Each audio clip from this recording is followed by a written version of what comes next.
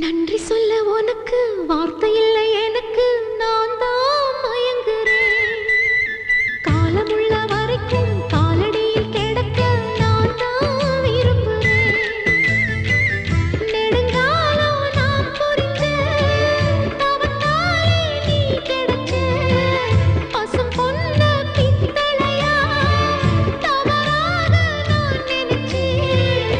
நேரில் வந்த ஆண்டவனே, ஊரறிய உனக்கு மாலையிட்ட பிறகு ஏம்மா சஞ்சலம்? உன்னுடைய மனசும் என்னுடைய மனசும் ஒன்றாய் சங்கமோ?